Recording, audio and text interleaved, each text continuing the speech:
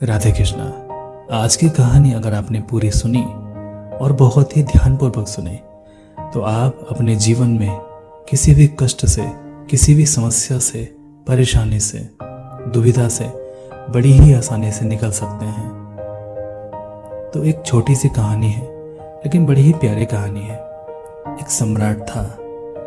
उस सम्राट ने एक दिन अपने सारे बुद्धिमानों को बुलाया और उनसे कहा, मैं कुछ ऐसे सूत्र चाहता हूँ जो छोटे हों। बड़े शास्त्र नहीं चाहिए, मुझे फुर्सत भी नहीं है बड़े शास्त्र पढ़ने की।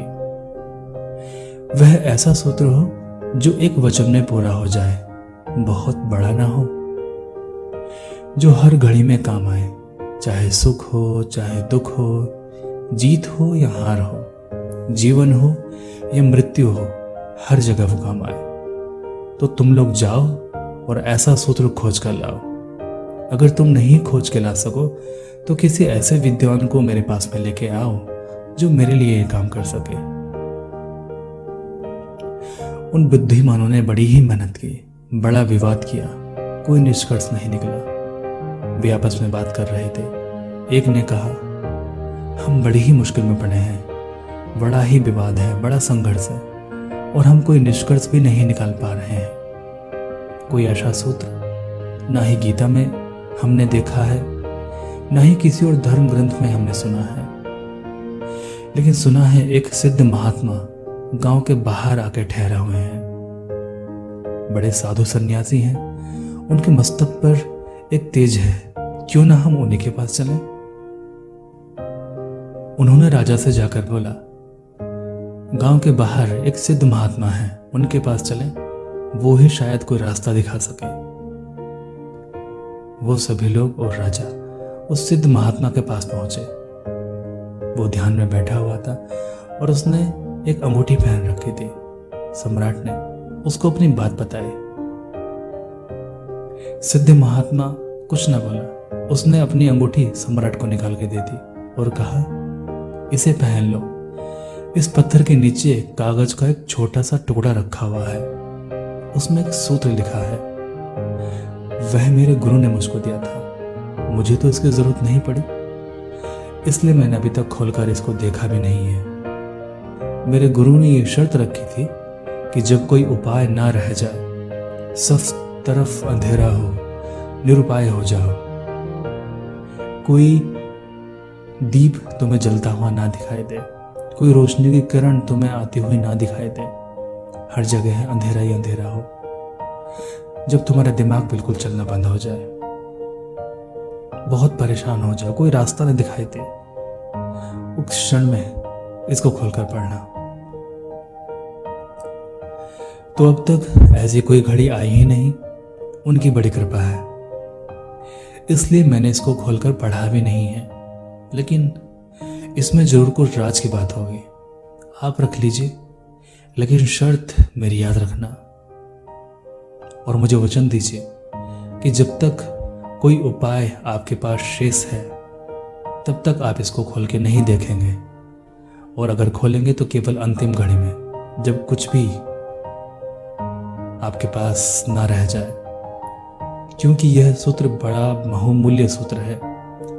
अगर इसे साधारणतः खोला तो अर्थहीन हो जाएगा। सम्राट ने अंगूठी पहन ली। वर्षों बीत गए, कई बार जिज्ञासा भी हुई कि खोल के देखूं, लेकिन कहीं खराब ना हो जाए, यह सोचकर उसने खोल के नहीं देखा। अनेक वर्ष बीते।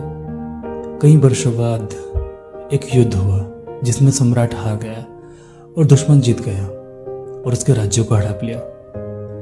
वह सम्राट जान बचाकर एक घोड़े पर सवार होकर भागा। उसके राज्य के संगी साथी भी भागे, दोस्त परिवार सब छूट गए थे उसके पीछे। 2-4 सैनिक और रक्षक उसके साथ थे, वो भी धीरे धीरे पीछे छूट गए। दुश्मन उस सम्राट का पीछा कर रहा था तो सम्राट एक पहाड़ी घाटी से होकर भागा जा रहा था। उसके पीछे घोड़ों की आवाजें सुनाई दे रही थी, टापे सुनाई दे रही थी, प्राण संकट में थे। अचानक उसने पाया कि रास्ता आगे समाप्त हो गया। आगे तो भयानक खाई है, गड्ढा है और वह लौट भी नहीं सकता। एक पल के लिए सम्राट स्तब्ध खड़ा रह गया कि वो क्या करे। फिर अचानक उसको याद आया, खोल ली अंगूठी, हटा दिया पत्थर। उस अंगूठी में एक छोटा सा वचन लिखा था, यह भी बीत जाएगा। सूत्र पढ़ते ही, वो अक्षर पढ़ते ही सम्राट के चेहरे पर मुस्कुराहट आ गई। उसके चेहरे पर एक बात का ख्याल आया, सब तो बीत गया, सब तो बीत जाता ही है। मैं सम्राट ना रह गया, मेरा राज्य चला गया, सुख बीत गया, दुख बीत गया। तो अब जो ये दुख आन पड़ा है, तो ये भी स्थिर नहीं रह सकता, यह भी बीत जाएगा। शायद सूत्र ठीक ही कहता था। अब करने को कुछ भी नहीं है, लेकिन उस सूत्र ने, उस मंत्र ने उसके भीतर सोए हुए तार छेड़ दिए, कोई साथ छेड़ दिया। यह भी बीत जाएगा, ऐसा बोध होते ही जैसे कोई सपना टूट गया। अब वह व्यग्र नहीं था, बेचैन नहीं था, घबराया हुआ भी नहीं था, बैठ गया शांति से।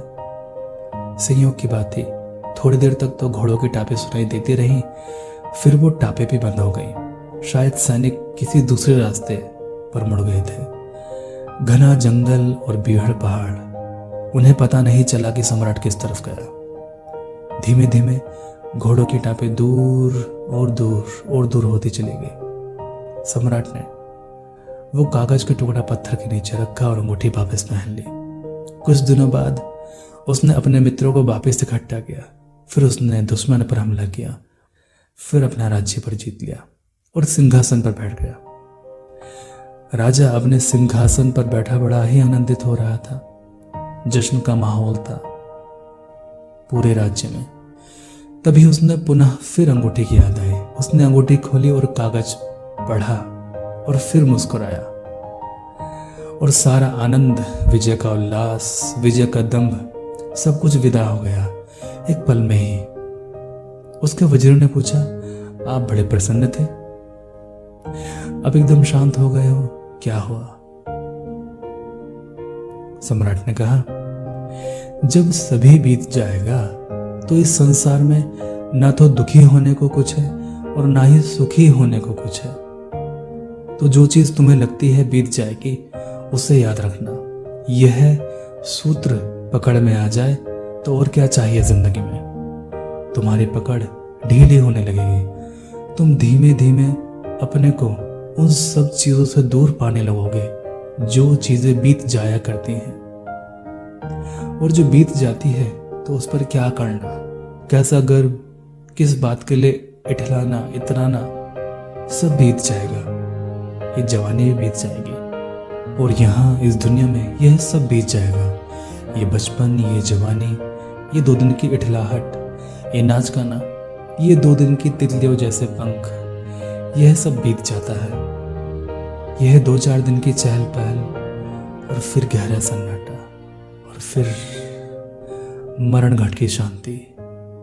परमात्मा सभी का भला करे।